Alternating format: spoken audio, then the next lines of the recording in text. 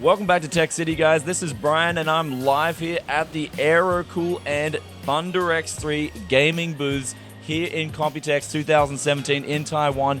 And Aerocool and collaborated with X3. They're the same company doing different kind of brands, but they're making some really cool products here in 2017. I think they're going to hit the market in August to October, somewhere in between then, and they're actually hitting with some really cool air coolers that are going to integrate RGB and also water cooling as well. And then they got some really nice cases here behind me, and of course they're hitting in hard with a chair with sort of like RGB lighting. I don't know how that's going to work entirely. 2017's Computex coverage for tech. Yes, City was brought to you by MSI and Corsair, and for a limited time only, you can get a free copy of Ghost Recon's Wildlands Deluxe Edition with any purchase of an MSI product. Click the link in the description below to find out more.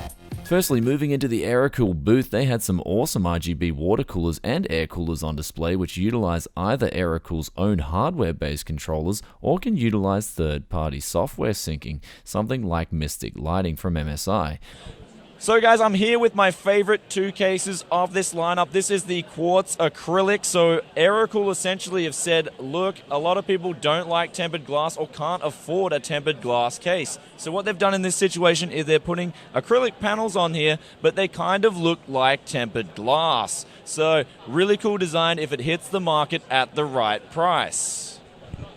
And now another case on display is the Quartz Pro. This thing is tempered glass, and of course it's a little bit larger than the quartz acrylic. So if you have the extra money, you want the extra room, and of course want the tempered glass, then this is going to be the case for you. Both these cases do look pretty cool and pretty sleek.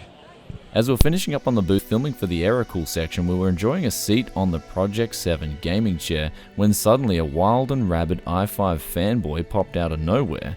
Though jokes aside, Science Studios' Greg Salazar was an awesome guy to meet in person and was very easy to get along with, though after he kicked us off his chair with fully integrated RGB lighting, we got back to business. I was told this chair was working off lithium batteries and the lighting was very subtle, so it wasn't too bright.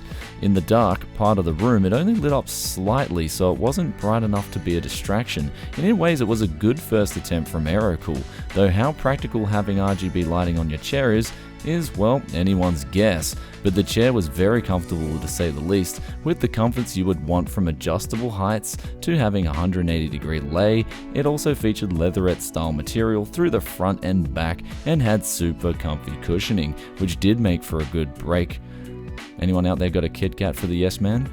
Aerocool also had a lounge section of the booth where they were sporting their comfy beanbag and couches. These were really comfortable to space out and relax to the Mario Kart being played on display with my good friend Mr. Walton from Hardware Unboxed. However, when we were asked about details on release dates or pricing, there was no information to be had, as they were really early concepts, so I'm not sure when these designs will hit the market or if they'll even be released. So let us know if you think it's a cool design in the comments section. As for the RGB chair, there was no pricing or availability yet, but Aerocool do inform us that this may hit the market in October this year.